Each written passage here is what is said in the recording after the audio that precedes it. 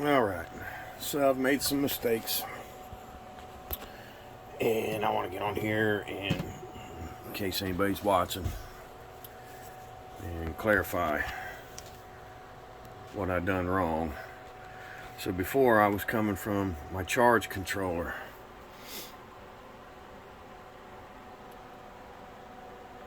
up through, and then that was tying in to the inverter. It turns out, in my research, I found that that's not the right way to go. So the closer your inverter is to the power source, which are the batteries, the better.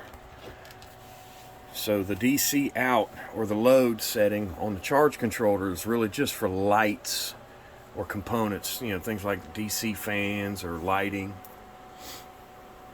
So it's not really meant to run to this because of the amp draw that this has potential. Right now my amp draw is very low, and it would have stayed that way and worked, but this is an ongoing process, and growing this as I go. So I also found out 8 gauge coming from the panels, or the charge controller in the panels, is fine for charging the battery. But for feeding the inverter, and if you're running batteries in parallel, the draw could be greater than this could handle. This is input wire, so the output wire has to be larger. So I upgraded to, I had to change to these lugs. You can see there.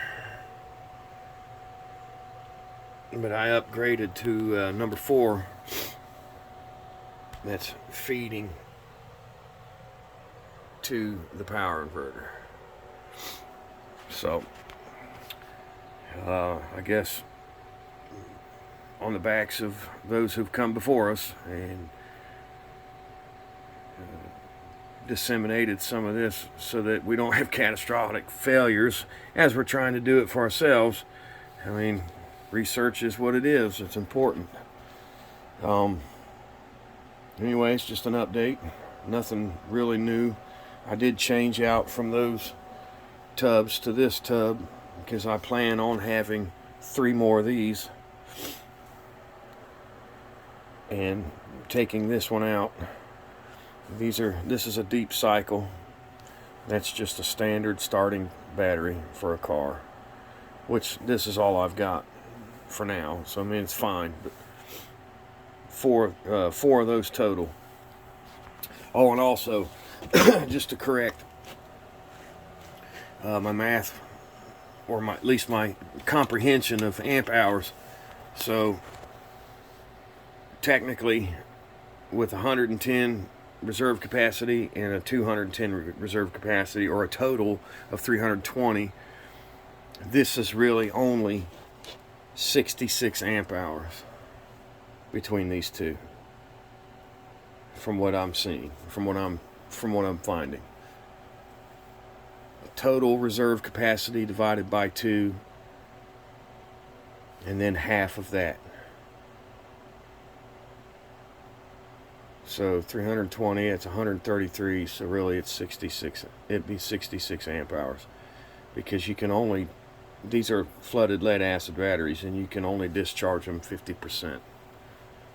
So if you have a 100 amp hour flooded lead acid battery, you really only have a 50 amp hour, because if you discharge the batteries below 50% charge, you run the risk of damaging them.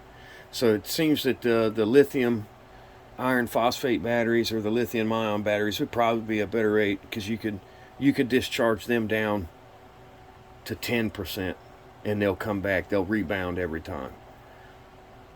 Unfortunately, batteries like that are several hundreds of dollars. I've seen some that were just 60 amp hour that were, $500-600, and I can't afford to do that. So Um,